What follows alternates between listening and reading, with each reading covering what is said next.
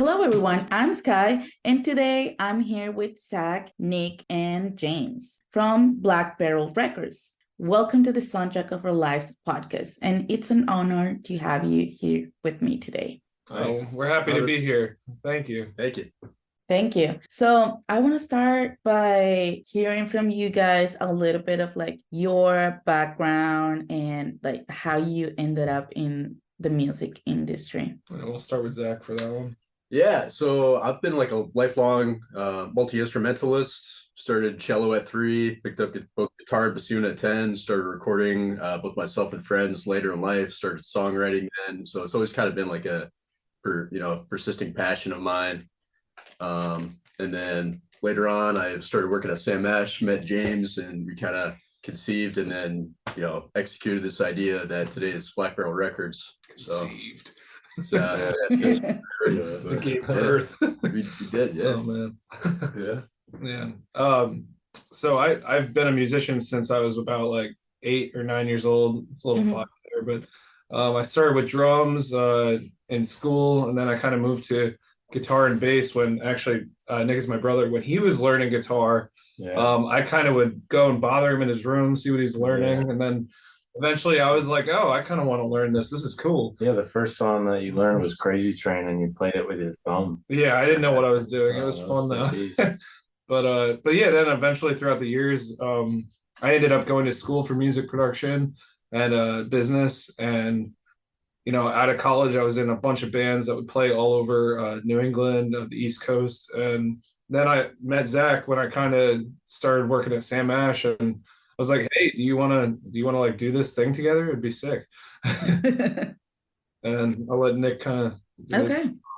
So I started music by playing guitar when I wanted I was playing Rock Band a lot and guitar here, and I wanted a guitar for Christmas. So I got like 6th grade, and then I just started playing a lot. And then when Jim started playing with me, I realized that music is better with multiple people, and it's better to have that kind of like somebody to bounce ideas off of. And that's kind of like when I started writing songs.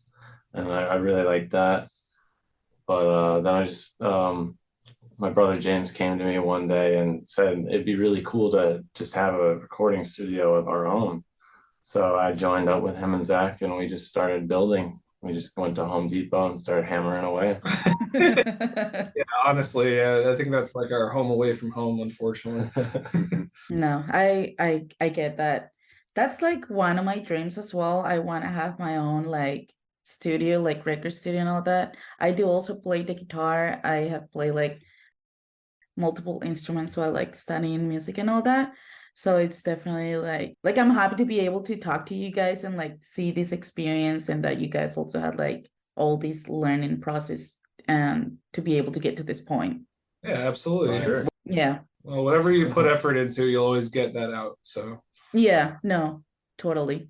So do you guys sing? I know one of you is like the lead I singer. think we actually all sing in our own. We all sing in our respective ways. Yeah. Zach and I are a part of a band together called The Inside Out. And I'm the front man of the group. I play guitar and sing.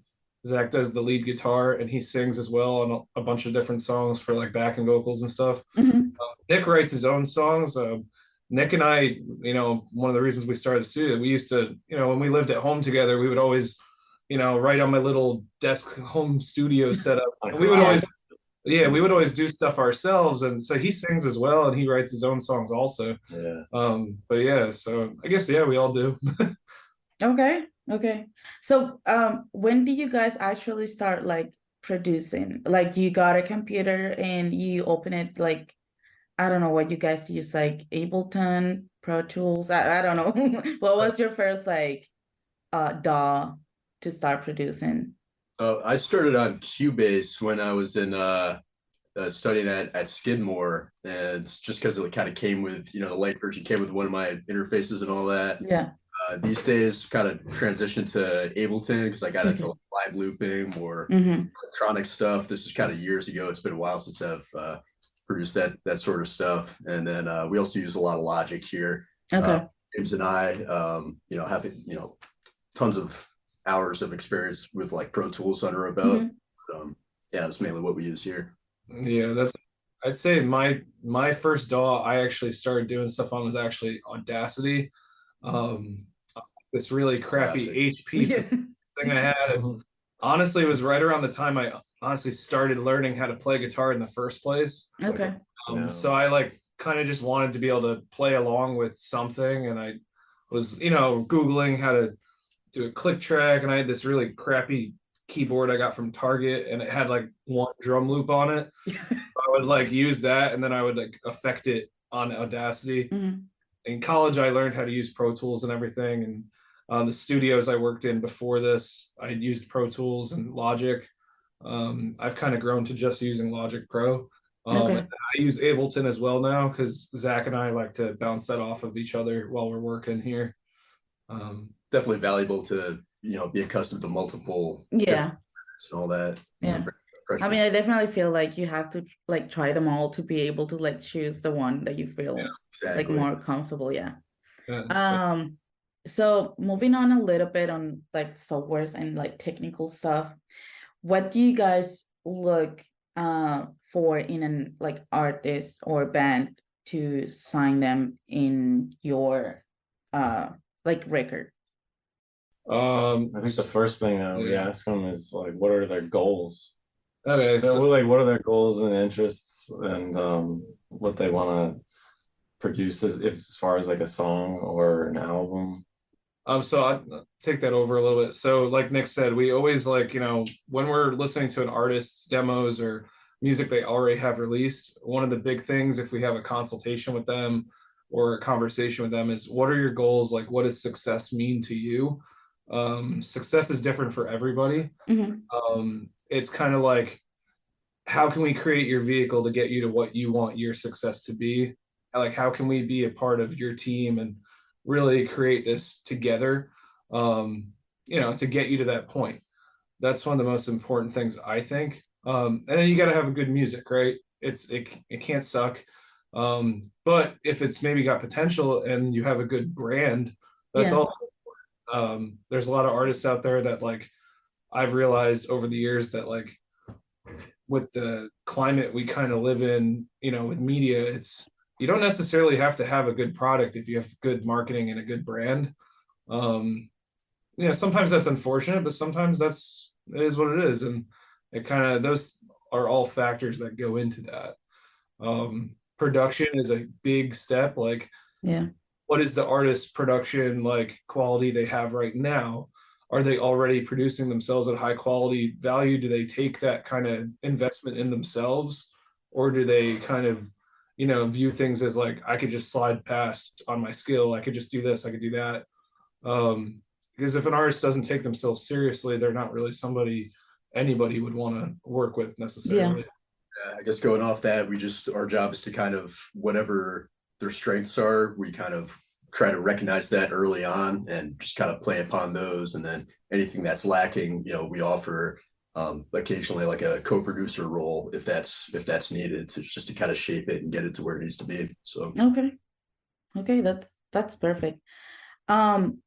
So do you guys ever get people that want to do like very commercial music, or do you always try to keep yourself into like more on the indie side kind of thing? I don't know how people reach out to you, and how do you get these like bands or artists to get to you?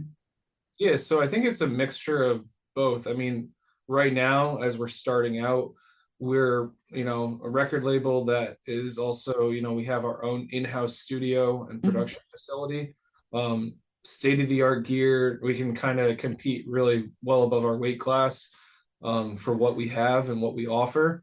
What that is good for is we can actually go and pick out, those really like new entry-level artists that are on the more indie side and kind of sculpt them into more of like, those bigger name artists that everyone hears on the radios and streaming services that really like on their playlists and everything. But as far as pop, like the pop culture kind of goes, like that more mainstream pop music goes, we absolutely have everything in our power to work with those artists as well. it just becomes what that, like I said before, what that artist is looking for in their own success, and what we actually have in our ability to help that artist to reach that point. If somebody's looking for, a $2 million team behind them, we're not a major label. We, you know what I mean? So that's where kind of the separation is with like the mainstream pop music. A lot of that is you're either with the major labels on that side, or you kind of are an indie artist, because you're not backed by millions and millions of dollars and put on these huge campaigns that actually put you into that mainstream. That's the big difference between indie and pop anyway. Okay, yeah. Finding that nice fine line of taking an indie artist and kind of working our way where all of a sudden we're in that world, is what's important to us, but also like as long as we're in line with their goals, right? That's what matters the most, is like where the artist wants to end up. Exactly. If an artist just wants to have passive income as an artist and succeed like to their own extent, then let's get them there, and I think every design is probably different, and for us to be able to hit every type of artist, or like you said, commercial vocalist maybe from every angle, would be our goal. Okay, thank you. What is your like opinion on the music industry today? Like, if you had the chance to change anything right now in the music industry, what would you guys change? And like, what is your opinion in the like 2023 music industry and how everything is happening? Yeah, I mean, I'll let Zach start with this one if you. I guess I've just noticed a lot of both like in person and just like reading on even like internet forums and all that, from the perspective of artists, just transparency in the actual deal making process of it between like an artist and a label, or just an artist in a studio. That's something that I think James and I are, pretty consistent on, when we're engaging in consultations, when we're talking, when we're kind of explaining elements and like contracts and all that. We just want to make sure all the cards are on the table, and we want the artists to know that from the bottom of our hearts, we desire their success, and just growth from one party, it means growth for all parties, basically. So okay.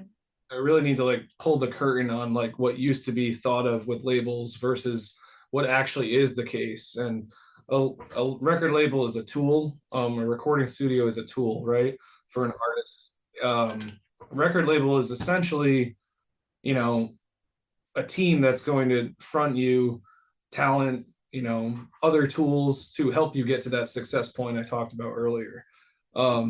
So if you pull the curtain on that, you take away all the shadiness of what classic record labels used to do, and you kind of give artists that have talent and have a good brand like that black and white, hey, this is what we're giving you, this is what we need from you if things like kind of go south, and this is where you want to be, this is what we're going to do our best to get you there. I think that's a good point. So that's a good point, Zach. My big thing I would personally change is the way that, I mean, this goes beyond music industry, but the way the media kind of works with the world today. There's a very like looming cloud over just a lot of different industries right now with just cancel culture and really treating people as like they can be deleted, versus redemption culture and growth, and actually proving that like people are still people and everyone makes mistakes and they can kind of grow forward. There's a lot of artists out there that could benefit from being in a world that's not so gate kept and not so cliquey anymore. And I think moving forward, doing something wrong is doing something wrong at the end of the day. Like that's black and white. But having all the cyberbullying online and artists that maybe they don't sound as good as they should or whatever, but having somebody ridicule them, and then it's just too much. You know what I mean? It should always be about the music, and that's my kind of like stand on that. Okay. Okay, perfect. I know you guys kind of mentioned about like having the right documentation or papers when you get like an artist or a band. So what is your like maybe like advice or recommendation for people that are just starting in the industry? And like we go through a process of studying music and like learning how to use a lot of things, but when we get out there and we need a producer or a manager or something, there's a lot of documents and like legal stuff that we don't get tell about. And then that's why like major record labels take advantage of their artists. So like what is maybe like an advice that you can give to people on how not to get like taken advantage on that side? Because it's not fun. Like it's definitely not fun learning about that legal stuff, but I feel like it's a necessity that we all should have. Yeah, I guess like this was a perfect segue from the last question that Zach was touching on, with just like pulling that curtain and just really being upfront and black and white with artists. But perfect example, I was having a meeting with one of our artists the other day who hopefully will be releasing his music in a couple months. And very just like simple conversations about, you know, everything that goes into this, everything that is expected of him. And we had, you know, our head of PR, Erica, thank you for this interview too. I'm going to give you a shout out right now because goes into that. You know, having her like be on that meeting as well and letting him know what's expected of him through his social media and his brand building. And then going through those nitty gritty things like royalty divisions and, you know, passive income, all that kind of stuff that goes into making an artist successful. Being really black and white with them about that. Like, this is what you're going to get out of it. And this is what you're not. If we get these deals for you in place and you work hard for it, then we're setting you up for success. We're setting ourselves up for success. And that's really the biggest piece of advice I can say is like, get that communication up front. Don't leave any question unasked. If you have a question about, you know, musician guilds, for instance, like ASCAP or BMI, ask those questions. Set yourself up with an account. They don't cost anything, and they're going to go out and reach for your royalties for you. And if you don't have it, then that's something that we'll set up for you as a label, because we need to make sure that all those royalties are being accounted for. You're getting every piece you can out of the pie for every gig you play, every song you release, everything you're featured on, any commercials or film you're placed on. Like, all that's super important. And if you leave those questions unasked, if you're unsure, then that's where you can kind of like end up getting things like brushed under the rug. One thing we do personally is I bring up all that stuff to artists like out the gate, because a lot of artists don't even, they're like, what's ASCAP? I think you remind them industry, like it's something and it's like, and then there's artists that like say, oh, I don't really care about any of that. I just want to do this. I just want to do that. Those are the artists that are going to stay independent and they're going to do what they're going to do. And I wish them nothing but the best. But at the same time, those are the artists that, you know, very rarely will an artist completely make it independently, like 100%. There's always some sort of team behind everybody that succeeds. But yeah. Okay, that's perfect. So obviously now that we're talking about all this legal stuff and like money and all this stuff, what was it like for you guys when you started like, let's create this record label? And is like at any point was it like awkward having to like talk about that, like, hey, how are we gonna divide like money, or how are we gonna pay ourselves, or because I've seen a lot of people having issues like, oh, I'm gonna start a record label with my best friend, and then when it comes to money they have issues and they end up fighting. And I feel like that's a major issue that people don't talk about, and maybe just because they're friends they're scared of like talking about that part, like what percentage is gonna go to who and how's that's gonna work. I think similar to the last question, it's just like the fundamental concept here is like equitability and, you know, just kind of talking It's like being about honest. yeah, just Communication. like talking about what's going to happen Yeah. before it's actually enacted. Like as far as us three building, you know, this place, we hand built and designed the Yeah. whole entire thing. It was we all approached it with the Yeah. same kind of Blood, sweat, and labor tears. and funds and all that. Yeah. So Yeah, but it's just important to be upfront and have Yeah. that strong communication and be honest, and if something bothers you, to bring it up, and yeah, if you have any disagreements in the beginning, make sure you hash that out, because it'll only eat you down the line. And that's just strict professionalism, though. If you're just going to get into any business, you should make sure to bring yourself with some sort of etiquette to represent that business. Okay. Yeah, I just think that I've seen a lot of cases, like I said before, of like friends that start something, but since they're like friends and they like trust each other and like, oh yeah, like he wouldn't do anything to me, or like he wouldn't like, just take advantage of all the stuff, and then they don't actually like sign a paper or make rules or something, and they end up like breaking up. Or so Yeah. Trick is to get everything in writing for sure. Yeah. And even if you're busy and you're hectic with all the startup things that accrue when you're starting a business, like get something preliminary in writing, an email to all three, something that's at least saying like, hey, I'm not screwing you over, you're not screwing me over, vice versa. Put those checks and balances in place in whatever fashion you can, and then down the line do it in a very formal way as soon as you can, once things are going, preferably before things start taking off in a bigger fashion. The bigger the money is, the bigger the problems. yeah. Or was it more money, more problems, right? But But like, that would be my thing. As far as like splitting things up, and every business is different, right? The way we work is, Nick is our CFO. He handles a lot of our money and, our, accounts, and I'm the CEO. I handle a lot of the management, new business, and actually operations. And Zach's our CTO. He handles a lot of the production side, and making sure everything's like functioning in the best way it can be with our in-house studio.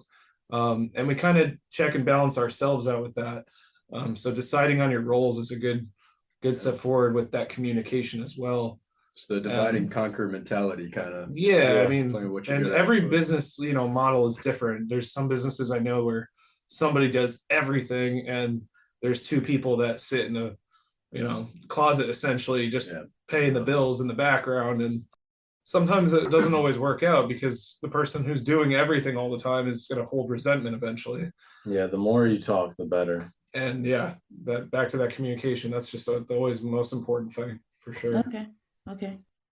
So what is like some maybe advice that you can give to like young music producers, or like recently graduated ones who don't know like where to start or who to reach out to? Like, I feel like sometimes maybe it's hard to know if you just like graduated or you're just starting like creating that portfolio and show it out there, or like it's scary to reach out to like record labels and be like, hey, I'm like a music producer, or I know how to do these things, but like for example, you guys already like have a team and all this stuff. So I can give you the advice that I did, and essentially Zach kind of did too, but under me for a little bit.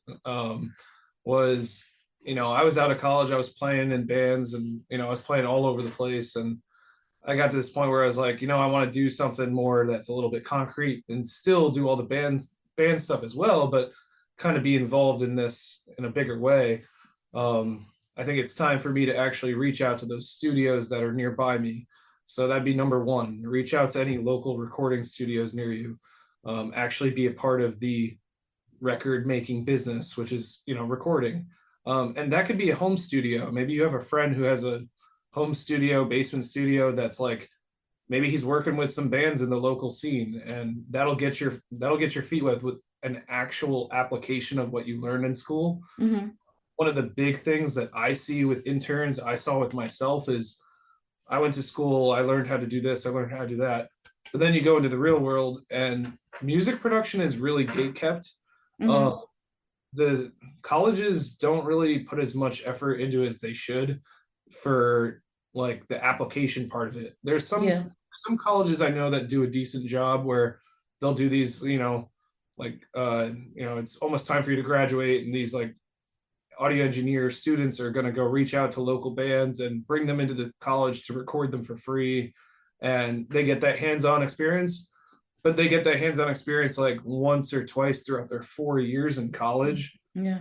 Now all of a sudden you're in debt like however many dollars and you only learned how to do what you're supposed to be doing once.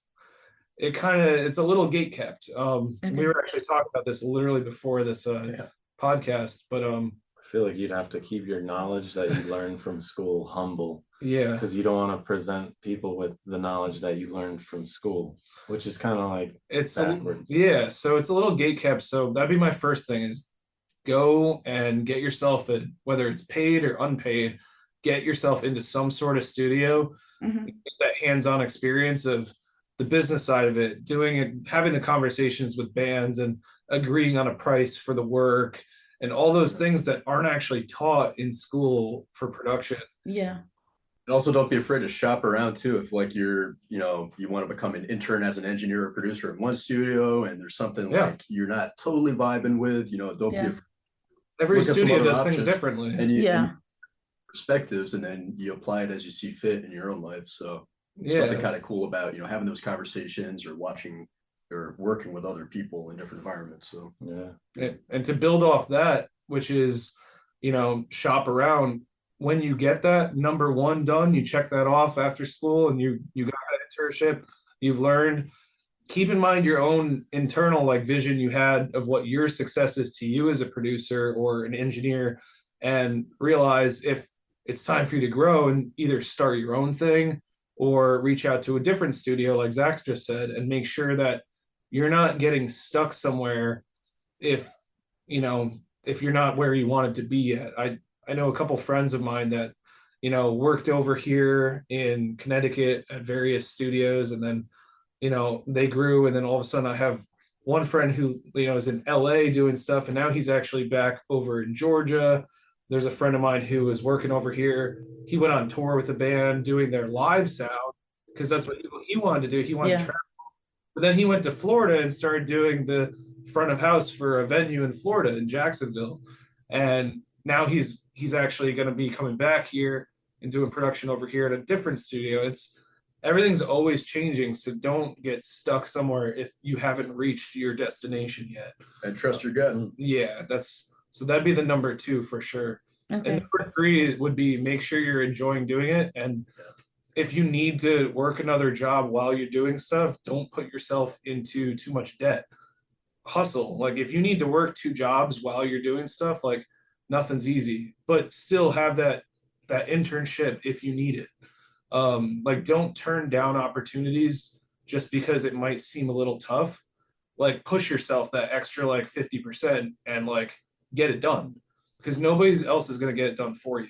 So you need to work 12-hour days to be able to get where you want to get. That's what you got to do. So that would be my number 3. I feel like that's probably it for me on that. Okay. That's perfect, I think.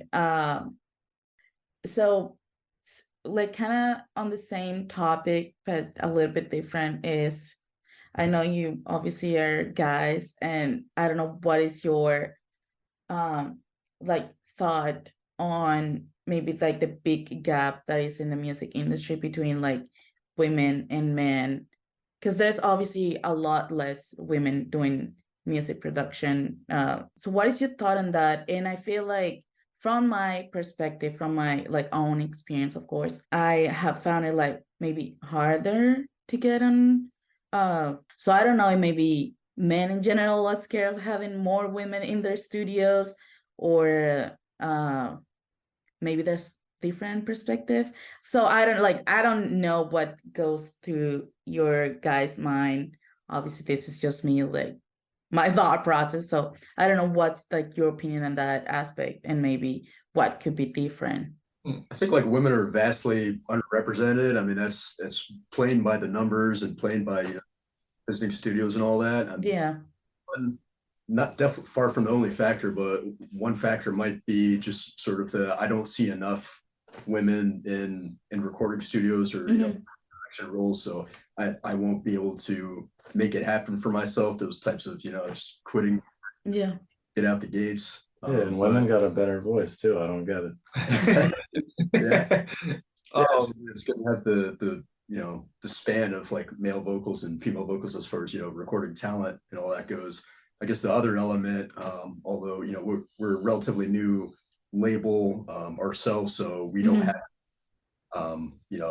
paid positions at this time. We at some point in time, that goes for males as well as females. But speaking for larger labels and all that, just I feel like open-mindedness is you can't go wrong with that. Just talk to people, have conversations, and if you have any prejudices, try to put those aside and really just talk to the person. So I see it. Yeah, I think it's always going to be an actual impossible thing for a male to fully understand what a female is going through, or any gender for that matter, if you're not that gender, right? Yeah. And to me, from my perspective of it as a male, I've seen a lot of division throughout the years, but I've also seen a lot of growth. And this is like in a lot of industries, right? It's hard to completely change the narrative when there's still a lot of the old narrative controlling all the strings. So that's one thing I'm excited for with like us being a younger, newer company is, like I said a little bit earlier in the podcast, it really is all about the music. But what's hard for a lot of female engineers and producers and musicians is it stems from the source. So when you're in school and you feel like you're the only girl in your class, and you feel like you can't really connect with anyone without feeling like some sort of tension or some sort of way about it, because there's not that correlation and similarities. That's what we're taught early on in school, is to point out similarities and differences with things. So the similarity everybody should be looking at in school. So my advice for female producers and engineers is don't feel threatened, because a lot of guys out there aren't that way. They're actually they're just trying to get the jobs done and learn just as much as anybody else. And guys, they're not thinking about that stuff. They're thinking about the music for the most part. I can't speak for anybody, for everybody, but for the most part, I would like to believe that that's what their head's at. So don't feel. So my advice for them would be like, don't feel threatened. Look at the similarity that you guys do have, which is the music production, and reach out to one of them and be like, if there's like some internship that like maybe you feel like you're not going to get because it's like a sought after position, look with 3 of your classmates and be like, hey, do you guys want to like go in and start like a little basement project studio or something? Build up your resume and then really capture the attention. It's kind of goes with what I said before too, like nobody's going to do things for you.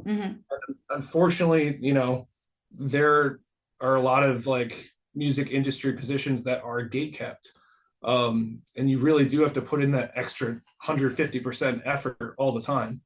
And unfortunately, if that includes really working on your own versus getting an internship at a studio, reach out to your friends, maybe try to get them involved, like really build something that you can be proud of, where break the narrative, do your own thing. Don't like, if they don't want to have you, then let them fizzle out and start your own thing. And you're one of the best pieces of advice I had when I was like super young, and I was like bummed that like one of my friends was in, I think we were next door neighbors actually, he was in his yard playing with like someone, and my mom was like, well, go do your own thing and have a lot of fun doing it, and just you watch, like they're going to come over and want to have fun with you. So it's always going to be that same like concept in the world of business as well. If you're doing something collectively powerful, people are going to want to be a part of it. Yeah, and if you notice some prejudice in in industry, you should just notice that like they're not carrying themselves right, and you'd probably be better off going a different avenue anyway. Exactly. Okay. Okay, well, thank you so much for like your opinion and everything. I know it's obviously a different perspective because you guys never know like what's going on the other side. Obviously, I don't know what's going on from your side. That's why I wanted to lead on with that. Because like speaking from our point of view, at the end of the day, no, definitely. we're never gonna fully know, but we can always do our best to try to always, be there for the artists that do have, Okay. Thank you. Discussions about like record labels and like new ways to create music, like buy and sell music, like such as like Web3 and all these new platforms that we have. Like, how do you see these changes happening from like you guys have been in the industry for like more than 10 years and working, and you guys have been able to see a lot of changes in advance, obviously, from someone who's like kind of like new in the industry 2 or 3 years. We already have like, we already have the computer, we already have all these like softwares and virtual like instruments. But if you started like a long time ago, not saying that you guys are old, but obviously technology advances a lot. So how do you see like all these changes and stuff going on now? I feel like I'm going to touch on this a little bit, but then I feel like this is actually a perfect question for Zach. Okay. He's in like that. Nick and Zach are actually the same age. I've got a few years on them. I had the pleasure of growing up in the world of like CDs and then iTunes and then Spotify taking over. Mm-hmm. All in a really like, I actually understood what was going on. Like I wasn't too young to not understand it, but I also wasn't, too old where like it was this big business shift. I kind of grew with it. And I remember being in a band and being like, oh, I want to get my song on iTunes so people can purchase it. I also remember LimeWire, where everybody would steal all the music, including myself, because I wanted to listen to music. Why would you want to have the ability to listen to everything like at the tip of your fingers instantly? But I also remember going to FYE and picking out CDs by bands I really, really liked. And then Spotify took over, and then basically all the other platforms that were selling music started switching and streaming. And it's the same thing with cable television switching. It's an industry shift. And I think the best way to view that is how it always was selling music was never a profitable thing to begin with, realistically. Unless you're talking about vinyl records and CDs, like the physical copies, because those are novelties. It's always going to be that nostalgic value of holding something in your hand. And then you kind of shift it to where we are today, and the ability to like record and put out a song on TikTok within an hour or less. Anyone can do it. And anyone can do it with a phone now that has a decent microphone on it. And they even make interfaces you could just plug right into your iPhone, and it takes 2 seconds. If you got earbuds, you're pretty much good to go. It's a marketing tool. That's all it is. It's so you can either be afraid of it or you can use it to your advantage. And that goes for streaming services as well. You're not going to make income off of streaming services. It's not going to happen. But you can use it as a marketing tool to get people to go to your events and push your brand and sell your merchandise and really create that image that you're looking for to get to that success point we talked about. And I know Zach knows a lot more about all the different streaming services and everything, because like I said, he's a little bit younger than me. He's kind of grown with it in a little bit different way. I mean, I grew up on CDs and iTunes as well. Like James mentioned, only like a few years younger, as well as Nick. I guess to answer your question, I just see these days it's sort of like the golden age as far as accessibility. And even though a lot of audio gear is relatively expensive for the average consumer, it is drastically cheaper than it was, decades ago and all that, as far as, consoles and all that. Now you could get, 2 channels of that for, a fraction of the cost. As far as the actual streaming services go, what that kind of leads to is just sort of you could call it an oversaturation of maybe certain types of artists, like rap artists on SoundCloud, for instance. You know, there's a wide gamut of actual talent there because, you know, anyone could just buy a, you know, if you have the money, obviously, like buy a computer and using your built-in computer microphone, just record a song or something with like a backing track. And then you have people who have, you know, more experience, and it's more like of a fleshed out track. But anyways, yeah, it just leads to more to sift through, I guess, from like an A&R perspective, if you're kind of like talent scouting. And that just kind of seems to be the trend, just more and more of that these days. Okay. I feel like Spotify as well. Yeah.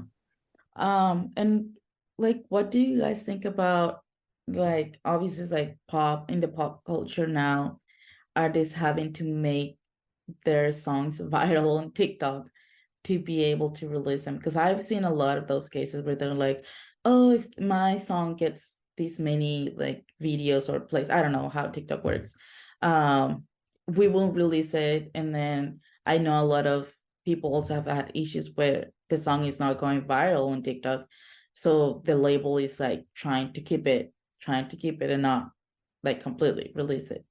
Like, what is your thought on that, putting that out there? So, I mean, to go back to what I said a little bit earlier, is like it's all about your brand. So if something can become viral, that means you have something to say that's valuable for a mass audience. Mm-hmm. At that time. For where TikTok can be a little, you know, sketchy sometimes is how can you retain that mass audience to go to events? How can you retain that audience to, in general, just make you money? I mean, that's what a lot of it's about, is make you money and keep your brand profitable. So when labels are looking for that, they're looking for a quick cash cow. And if they see something, and because it's the same thing with stock trading, if you see something when it's at a low point, you want to buy it, and when it's at a high point, you want to sell it. The second it's not at that low point right before it's blowing up, and they can actually sell it when it's high, because maybe you already had a viral video, but now your next video is not going viral, you're at your high point. They're selling you, they're moving on to the next artist. And that's kind of like how the TikTok trends are working right now with labels, versus the traditional way of building a brand. You know, our attention spans as human beings are becoming shorter and shorter and shorter with you know, the media output that's available. Like Zach said, the oversaturation. However, the accessibility is there for certain things like licensing and sync, and being able to, you know, fine tune your search with keywords of the exact song you're looking for your 30-second commercial. Well, I'm looking for this type of song that has this in it, has lyrics that pertain to this and this and this. And chances are, because of the oversaturated market, you're actually able to use that to your advantage. And I guess my advice to that is, like, just because your song's not viral doesn't mean it's not good.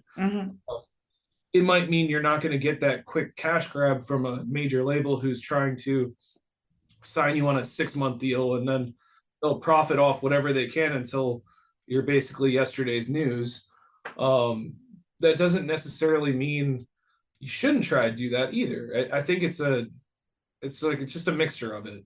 I think it's a good thing to consider. If anything, like, it's just another streaming platform to have your product on. It's another good marketing tool. That's all it is.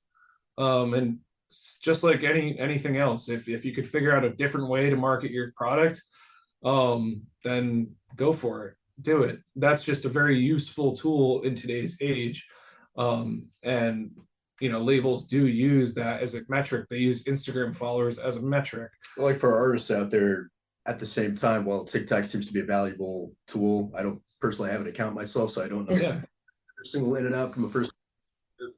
But like, also just don't put all your eggs in one basket. Like you guys were sort of touching on, just, you know, branch out in different ways, explore paths to success and through different avenues, and you know, you want yourself that chance. So.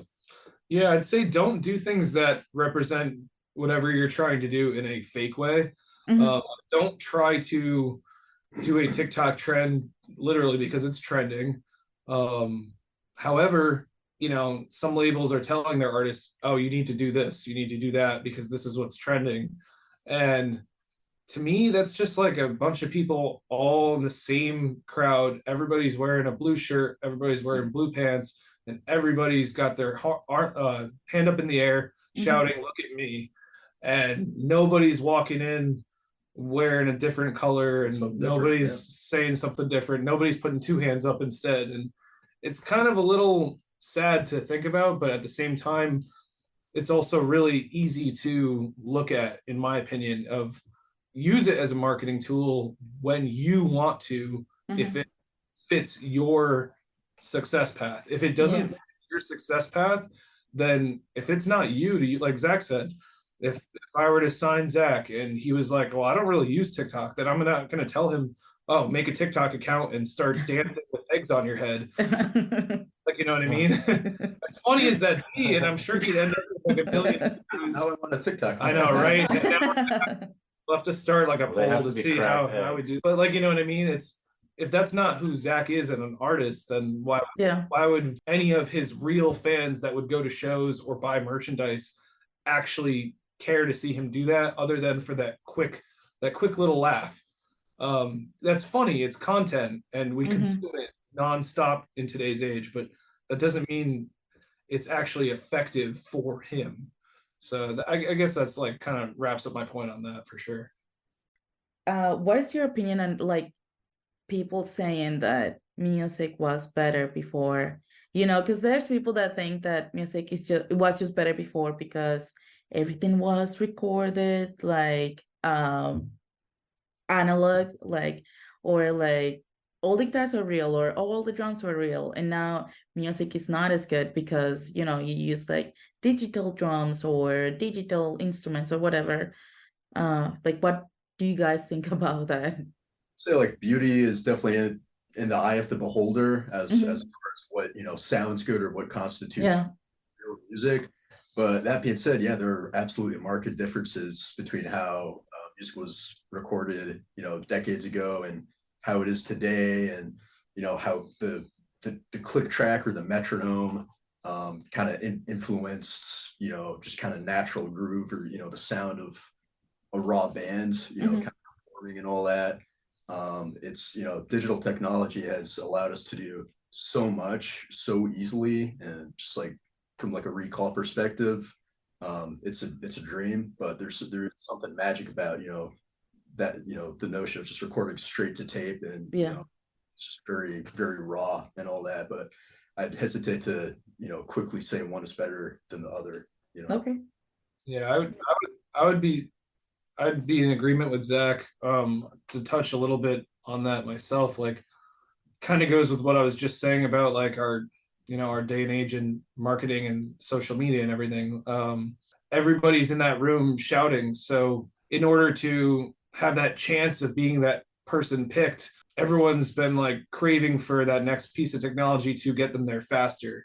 And as each tool they're using becomes that much easier to use and accessible, everyone's kind of losing sight of what really, you know, was supposed to be the point in the first place, which is a musician or musicians in a room together or in separate rooms, depending on the type of track they're doing, performing and recording music in its just like complete organic state. And that's where I feel like that kind of saying music was better before kind of gets lost on me a little bit, because it wasn't better before. It was more so there was more people focused on, you know, the music before versus the constant attention grab where it is today. And because of the attention grab of it, a lot of it's getting lost on the actual organic build of it. And honestly, you see the same thing in another, like, so many other markets too. It's not just music, but you know, that's what I would say. That okay, yeah. Now that I heard your guys' response, just another like quick question came up to me, and is do you guys think that someone who can only like make music on like a computer, like they don't play any instruments, would you consider that person a musician? Yeah. Coming from your guys that I know you guys also play instruments and you're like actual musicians, do you think that's a musician as well, if they know how to just click the right things on a computer or not? So I think that there's a yes and no to that. Okay. I think yes, they're an artist. Okay. I think yes, they're a musician in their own sense. I think no, they're not a traditional musician. Okay. That doesn't make them any less of a, potential candidate for any sort of music, prowess any other musician can have. That's my opinion on it. I don't necessarily think that a lot of musicians who, and I'm going to use the term musicians who, like, for instance, are DJs, in their art, that they have musical talent. Yeah. And they're expressing it in the way they know how to best. Just like they're a musical performer. Just like a drummer who doesn't sing plays drums. Yeah. They can interpret, oh, I sing on the drums. Zach and I were actually joking about this the other day. It's like, oh, I sing guitar and I play vocals. Yeah. It's kind of the beauty of music is like Zach said, it's very subjective. Mm-hmm. And I think if we can really like stay in line with that, like, musicians all around can keep creating beautiful things. Yeah. However, like, there are obviously like, like if you're a DJ and you don't know anything about rhythm or timing, you're probably not a very good DJ. Yeah. I would say it, and it's kind of a weird concept to delve into, but it's what constitutes a musician is more the thoughts that are going through your head as you're creating music. For instance, you could take, someone playing guitar who's been trained or something. It's very deliberate. They got the muscle memory, everything. If there's a producer who is writing an electronic keyboard part, MIDI or something, and they also play keyboard, sure, why wouldn't you call them a musician if someone's clicking it in, but they what the notes are doing? And then you could take it to the other extreme where you're like asking like Chat GPT to write you a random melody, and that just takes what question to type in or something, randomly clicking notes and then moving them around everywhere until something sounds good. That's a totally valid way of making music for some people out there, some producers. Yeah, it's not necessarily what most people would call a musician. Right, so that's why I was saying it's a yes and no. I think it's yes, they're an artist, but no, they're not a musician sometimes. You know what I mean? And it's I would say if you actively use an instrument, and that instrument being a sound generating passion device, because like I say passion device because it's not just the musician who creates the music, it's also the listener. Yeah, because it's interpretable. So it's a dicey, complex way to go about bringing out emotion. So to control that makes you the musician or an artist. An artist. Exactly. That's why I like using the more broader term artist, because a musician is an artist, a painter is an artist, software engineer is an artist. That's why I like using that term, because it's just like Nick said, it's if you're in that realm of creating that connection with other people, you're an artist. I mean, think about like all the people that play guitar but don't even know what the notes really are. They just know how to read tabs. Yeah. So I would consider those musicians and artists just as well. Even though they don't really know what they're doing. They're just, I mean, they know it goes 0 0 1 1 0 0. Like, tell me how that's actually any different than a software engineer coding something. Exactly. Yeah. Okay. Yeah. That's funny that you mentioned the tabs, because for me that was like a hard part of like guitar. I guess I was just like used to learning some other way, or but then someone showed me like, yeah, you can learn this like solo and just like, and I was like, that makes absolutely no sense. Like, how long is this five supposed to last for? Is it supposed to be like a second, 2 seconds, or you know what I mean? This isn't So an eighth note or a quarter note. What is this? I was like, there's no like times for these numbers. How does this make any sense? Like, I was like, the only way they make sense if is you have like this song and you're listening and you're trying to like copy the like amount that they're playing it for. But I feel like that's actually very hard. I don't know how people just like randomly play songs. Why that's why they're still considered artists, because they're still, we're sitting here talking about them. They're still figuring out how to play those things without having actual Yeah, exactly. notes there. Okay. So my last question is, like, what song changed your life and why? Or what song just made like a big difference? Oh man. The Final Countdown.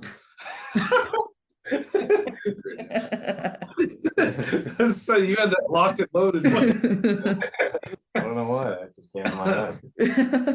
It's like a fight song. Jeez. Honestly, for me, I can't really pick one. I feel like when I was starting out super young, I would listen to a lot of Led Zeppelin and the Beatles in the car with my dad.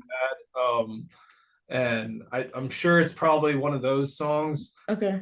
Whether it's Black Dog or Sgt. Pepper's Lonely Hearts Club Band, it's gotta be one of those for sure. But Shipping off to Boston. Yeah, or something from the Dropkick Murphys or something, right? But I mean, like, and I'm sure there was plenty other songs that came to mind, like that really like, ooh, I like music, but I feel like, I'll go with one of those for now. Okay. I'll probably change in a week. Yes, one of the first CDs I ever really kind of that really just kind of got me into listening to music on an even more routine basis than I ever was before was like some Sting CD, and then after that, started listening to like the Police. I was just like probably like a 7 or 8 year olds, but just like over and over, just like I played those records nonstop. Yeah, I still kind of like them today, but yeah, good stuff. Okay, so is there anything else that you guys wanted to mention, talk about, put out there? Do you guys have any music coming out soon? I mean, so a couple of our artists we work with, including the band Zach and I are in, have some music coming out in the beginning of the summer. Mhm. We're wrapping up production. We're going to be working on some music videos, things like that, the next like month or so. Okay. So I guess keep an eye on that. We usually keep our website updated. Is blackbarrelrecords.co. Okay. So any listeners out there that do want to check out what kind of gear we use in our studio, or just want to reach out, maybe set up a consultation or anything, please feel free to do that on our website. Or if you just want to chat, reach out to us on, there as well too. Maybe we can work something out. Okay. Okay. It's right on that little contact page there, but it's yeah. I mean, we're trying to start a podcast network of our own, actually. Yeah, that's something we're definitely I gonna. could mention that. I mean, as far as the Connecticut music scene goes, for our specific scene, that's where we're located. We do hold like showcases here in our live room in our studio. Okay. To try and help out younger up and coming bands, and touring bands if they're from the area and they need a spot to play. In the DIY and kind of indie scene, nothing too crazy. It's not a massive, arena or anything in here, but we do try to do that to help out everybody. So if you're a Connecticut band and you do want to reach out to us, please feel free to. I'm sure there's a spot for you here in some facet. You guys want to start a podcast? Yeah, we're start a podcast network with a couple different show ideas. Okay. One of them in which is going to be after these events we have with all these bands that come and play. I want to sit down with a friend of mine and interview them personally and see what their take on the experience of playing at that particular show is, and then also just how they see their band going forward. I think it'd be a cool show, and then along with a couple other shows. So. Oh, That's interesting. That'll be fun. So just make sure to like send it our way as well when you guys do. We'll try to listen. We'll have you as a guest on it. Oh, I would love to. There you go. Boom. I would love to. Okay, so well, thank you so much for like taking the time to like come and talk to me and like answer my questions and listening to me like just say random things that just came to my mind. Thank you as No, well. absolutely, Appreciate yeah. it. You're great. Thank you, Sky. And for our listeners, thanks for joining us and be sure to subscribe and follow us on Instagram, Twitter, and TikTok at SEO Lives Podcast.